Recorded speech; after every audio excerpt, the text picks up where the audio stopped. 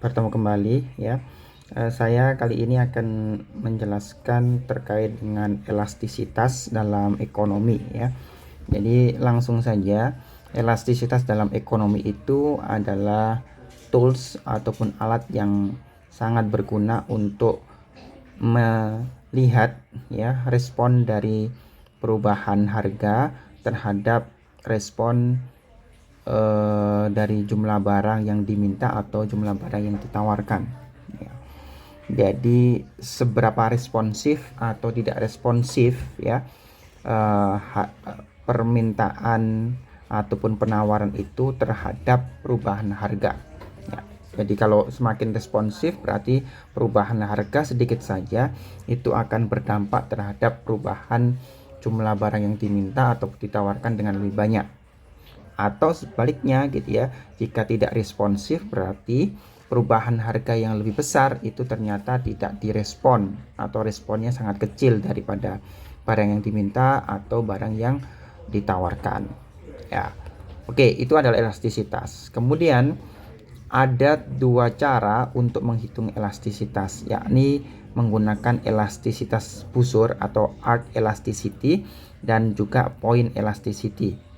Untuk elastisitas busur atau arc elasticity ini kita menggunakan nilai rata-rata dari P dan Q yang sudah diketahui ya.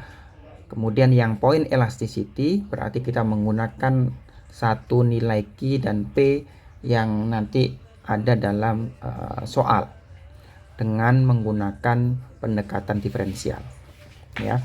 Oke, kemudian untuk mengkategorikan apakah nanti elastisitas itu responsif atau enggak, maka kita menggunakan tiga kategori ini. Jadi kita menggunakan nilai absolut dari sebuah nilai elastisitas gitu ya, agar tidak berbeda antara elastisitas permintaan dan penawaran untuk formula yang dipakai. Jadi kalau nilai absolutnya elastisitasnya itu lebih kecil dibandingkan dengan 1 atau kurang dari 1 gitu ya, maka kita sebut inelastis. Kalau nilai absolut elastisitasnya sama dengan 1 maka unitary elastic gitu ya. Jadi perubahan harga, persentase perubahan harga itu sama dengan persentase perubahan jumlah barang yang ditawarkan atau diminta. Kemudian persentase elastisitas mutlak lebih besar daripada 1 berarti nilainya adalah elastis ya. Jadi ini tiga kategori yang nanti bisa kita pakai.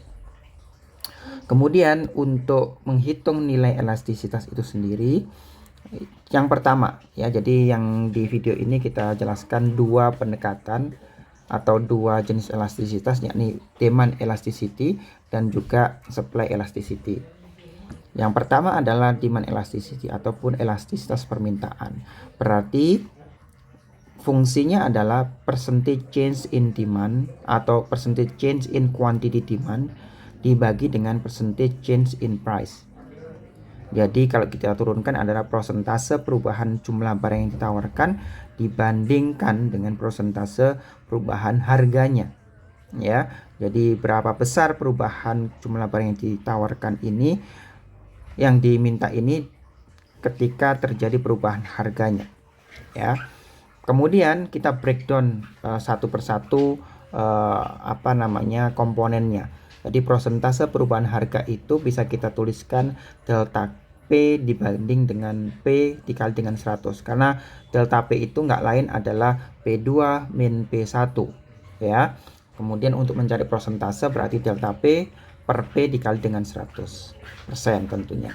Kemudian persentase perubahan barang yang diminta gitu ya, atau demand itu adalah delta Q per Q kali dengan 100 ya. Kemudian kita kembalikan ke fungsi atau formula awalnya, persentase jumlah barang yang diminta berarti delta Q per Q kali dengan 100 dibagi dengan delta P per P kali 100, kemudian disederhanakan menjadi ini ya. Elastisitas permintaan itu sama dengan P per Q kali dengan delta Q per delta P ya. Ini untuk metode yang pertama, yakni LR elasticity ataupun elastisitas busur dengan menggunakan dua nilai tentunya, yakni P2, P1 dan Q2, Q1 ya. Ini ada contoh. Jadi contohnya di sini adalah kalian diminta untuk mencari nilai elastisitas permintaannya ketika nilainya turun dari 136 ke 119. Jadi P1-nya adalah 136, P2-nya adalah 119. Kemudian informasi lainnya adalah fungsi permintaannya P sama dengan 200 min Q kuadrat. Oke, kita cari nilainya. Jadi formulanya adalah P dibagi dengan Q kali delta Q per delta P. Kemudian yang lainnya adalah fungsi permintaannya P sama dengan 200 min Q kuadrat. Yang kita perlukan di sini adalah P-nya sudah ada, kemudian kita perlu delta P, delta Q, kemudian untuk mencari delta P dan delta Q, maka kita juga perlu delta Q-nya. Kita tentukan atau kita cari dulu delta Q-nya.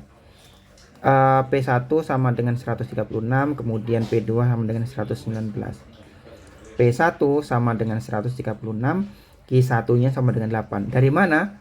Ya, ini tinggal kita cari 200 min Q kuadrat atau P sama dengan 200 min Q kuadrat. Ya, kita masukkan nilai P-nya, P1-nya masing-masing, P1 dan P2-nya sama dengan 136. Kalau P1-nya sama dengan 136, maka kita cari nilai Q1-nya. Min Q kuadrat sama dengan 136 min 200, Q kuadrat sama dengan 64. Q-nya sama dengan akar 64. Karena bisa plus minus, maka kita hanya ambil yang positif saja. Sehingga Q-nya itu sama dengan Q1-nya sama dengan 8. Ya. Hal yang sama bisa kita cari untuk Q2-nya dengan cara yang sama, yakni P2 119, kemudian Q2-nya sama dengan 9. Dari mana? Dari step yang sama. 200 min Q kuadrat sama dengan 119, Q kuadratnya sama dengan 81, Q-nya sama dengan 9.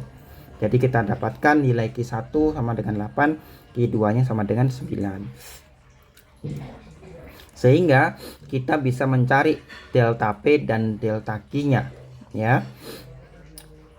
Sebelum ke sana, kita kemudian harus nyari P dan Q-nya masing-masing. Lupa udah diketahui P-nya ada 2, berarti karena tadi saya sampaikan di awal sekali, kita menggunakan nilai rata-rata untuk nilai elastisitas busur. Jadi rata-rata P-nya dan rata-rata Q-nya, maka rata-rata P dan Q-nya adalah 136 plus 119 bagi 2 sama dengan 127,5.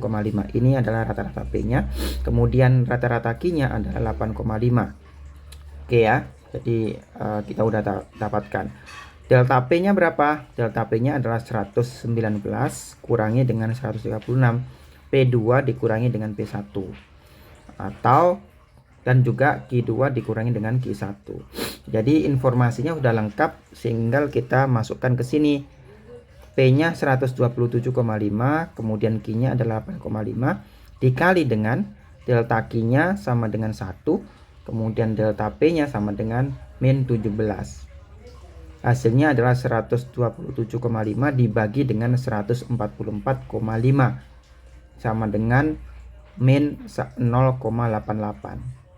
0,88 itu karena kita ambil yang nilai absolutnya, berarti 0,88 kurang dari 1, maka kategorinya adalah inelastis. Ya, kenapa kok bisa inelastis gitu ya? Kalian bisa lihat di sini yang bagian bawah itu adalah persentase perubahan dari harga dibandingkan dengan yang atasnya, persentase perubahan jumlah yang diminta. Nilainya yang di bawah ini atau yang harga ini itu lebih besar dibandingkan dengan yang ada di atasnya. Itu menunjukkan bahwa perubahan harga yang lebih besar ternyata hanya diikuti dengan perubahan jumlah barang yang diminta yang lebih kecil. Makanya disebut sebagai inelastis atau tidak responsif ya. Oke, itu untuk pendekatan pertama metode busur ya, elastisitas busur. Metode yang kedua yakni menggunakan pendekatan point elasticity. Jadi kalau kita sudah membahas tentang diferensial, maka kita bisa kemudian ilustrasikan atau analogkan gitu ya, bahwa delta Q, delta P itu tidak lain adalah dq dp atau turunan pertama dari fungsi kuantitasnya ya. Agar tidak terlalu repot nanti, maka dengan menggunakan pendekatan chain rule gitu ya, dq dp itu kemudian bisa dituliskan menjadi 1/dp dq ya. Kenapa? Karena fungsi permintaan ataupun penawaran itu nanti bisa dituliskan dengan kedua pendekatan ini. Q merupakan fungsi dari P atau P merupakan fungsi dari Q. Jadi keduanya bisa dipakai ya. Maka untuk contohnya kita bisa lihat di sini, fungsi permintaan itu sama dengan P sama dengan min Q kuadrat min 4Q plus 96. Kemudian kalian diminta mencari nilai elastisitas permintaan ketika P sama dengan 51. Jadi kenapa kok disebut sebagai point elasticity? Karena hanya ada satu P-nya, atau Q-nya nanti cuma ada satu yang diketahui gitu ya. Kemudian yang kedua adalah jika harganya itu naik 2%, hitung persentase perubahan jumlah barang yang diminta. Gitu. Jadi ada dua pertanyaan di sini. Yang pertama dulu. Jadi elastisitasnya adalah P per Q kali dq dp. Kemudian kita turunkan nih, karena kita dapatnya adalah fungsi harga, maka kita lanjutkan saja cari turunan pertama dari fungsi harganya. Hasilnya adalah min 2Q min 4 ya. Jadi min Q kuadrat min 4Q plus 96 ya, kita turunkan menjadi min 2Q min 4. Udah. Kemudian karena tadi dq dp itu adalah 1 per dp dq, maka kita bisa tuliskan 1 per min 2Q min 4. Jadi kita dapatkan nilai dq dp nya ini.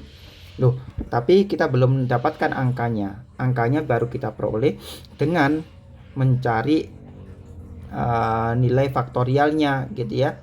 Faktorial ketika P sama dengan 51. Jadi min Q kuadrat min 4Q plus 96 sama dengan 51. Kemudian kita nolkan min Q kuadrat min 4Q plus 45, jadi 96 dikurangi dengan 51 gitu ya, sama dengan 45. Maka kita dapatkan nilai Q-nya sama dengan 5 dan Q-nya sama dengan min 9. Karena kita dapat ada yang negatif, maka kita ambil yang positif. Q sama dengan 5. Kita substitusikan nilai Q itu ke dq dp-nya. Min 2Q min 4 berarti min 2 kali 5 kurangi dengan 4, hasilnya adalah min 14. Jadi dq dp-nya sama dengan 1 per min 14. Kita masukkan ke persamaan elastisitasnya. P-nya sama dengan 51, kemudian Q-nya 5, dq dp-nya sama dengan 1 per min 14. Hasilnya sama dengan min 51 per 70, sama dengan min 0,72 atau inelastis ya. Jadi kalian bisa lihat lagi ya. Jadi yang bawah itu lebih besar dibandingkan dengan yang ada di atas, sehingga inelastis ya. Kemudian pertanyaan kedua. Pertanyaan kedua itu adalah ketika terjadi perubahan harga sebesar 2%, berapa persentase perubahan dari jumlah barang yang diminta. Jadi kita bisa tuliskan elastisitas itu adalah persentase delta QD per persentase delta P. Jadi kita bisa cari persentase delta QD itu adalah perkalian antara elastisitasnya dengan persentase dengan harganya. Jadi min 0,72, harganya tadi berubah 2%, maka kita dapatkan nilainya prosentase delta Q-nya sama dengan min 1,44. Artinya adalah jika terjadi kenaikan harga sebesar 2%, maka akan terjadi penurunan. Kenapa kok penurunan? Karena di sini negatif. Atau karena ngomongnya adalah permintaan, ya. Jadi hubungan antara harga dan jumlah barang yang ditawarkan itu negatif. Ya, makanya kalau harga naik 2%, maka jumlah barang yang ditawarkan itu turun sebesar 1,44%. Ya. Itu jawaban untuk pertanyaan kedua, ya. Ketika ditanya berapa dampak ketika terjadi kenaikan harga 2% tadi. Oke. Itu yang pertama gitu ya. Contoh yang kedua bisa dilihat di sini. Ya, contoh yang kedua, P sama dengan min Q kuadrat min 10Q plus 150, kemudian Q-nya sama dengan 4. Ya, maka kita harus cari nilai P-nya berapa, kemudian DQ DP-nya berapa, sehingga kita nanti bisa cari nilai elastisitasnya. Oke, yang pertama terlebih dahulu adalah formulanya ini, P per Q kali dengan DQ DP-nya. Kemudian DP DQ-nya sama dengan min 2Q min 10. Karena Q-nya udah diketahui sama dengan 4, berarti kita substitusikan nilainya sama dengan min 2 kali 4 kurangi 10 sama dengan min 18. Karena DQ DP itu adalah 1 per DP DQ, berarti 1 per 18 gitu ya. Berarti di sini adalah sama dengan 1 per min 18. Oke ya, kemudian P-nya berapa? P-nya tinggal substitusikan ke persamaan harganya gitu ya. Jadi P sama dengan min 4 kuadrat min 10 dikalikan dengan 4 plus 150. Yang perlu diperhatikan adalah yang dikuadratkan itu hanya Q-nya saja ya, sehingga hasilnya tetap negatif. Jadi 4 kuadrat berarti 16, kemudian dikalikan dengan min 1 minus gitu ya, berarti min 16. Jadi min 16 min 40 plus 150, hasil akhirnya adalah 94.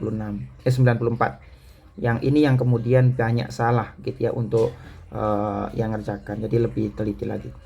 94, jadi Q-nya 4, kemudian P-nya 94, jadi 94 per 4 kali 1 per min 18, hasilnya adalah 94 per 72, negatif ya.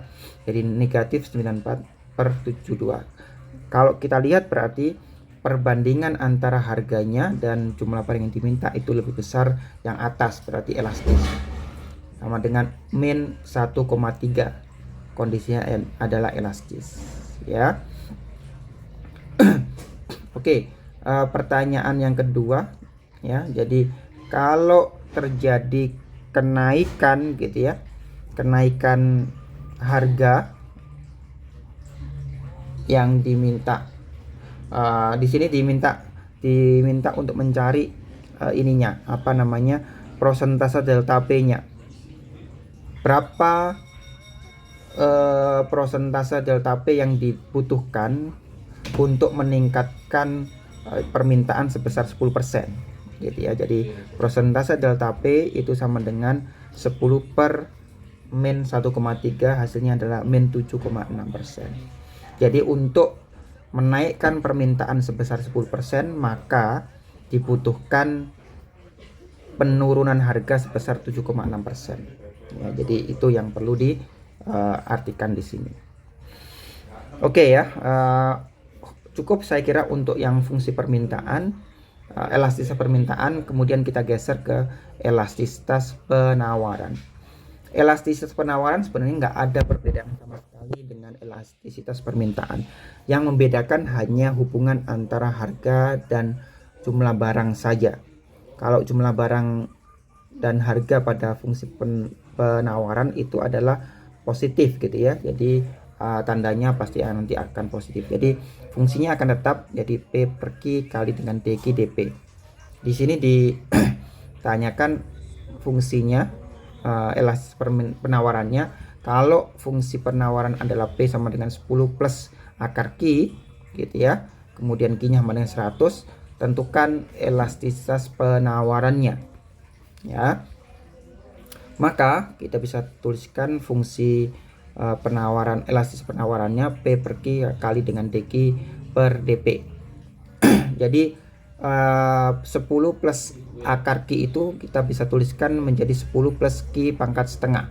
Hasilnya adalah dP dQ sama dengan setengah Q pangkat min setengah, atau setengah bagi dengan akar Q ya. Jadi karena Q-nya tadi adalah 100, maka kita bisa masukkan nih 1/2 kali akar 100 sama dengan 10 ya, berarti 1/20 untuk dP dQ-nya. Karena dP dQ-nya adalah 1 per gitu ya, karena dQ dP-nya adalah 1 per dP dQ, maka kita bisa dapatkan nilai dQ dP-nya adalah 1 bagi 1/20 sama dengan 20. Kemudian kita bisa masukkan untuk informasi lainnya, P-nya sama dengan berapa tadi? P-nya sama dengan 20 gitu ya. P-nya sama dengan 20, kemudian Q-nya sama dengan 100, dQ dP-nya sama dengan 20. Hasilnya adalah 4. Berarti lebih besar daripada 1, berarti nilainya adalah elastis ya. Oke. Kalau contoh yang lain, semisal ya, contoh yang lain ada fungsi penawaran sama dengan Q sama dengan 100,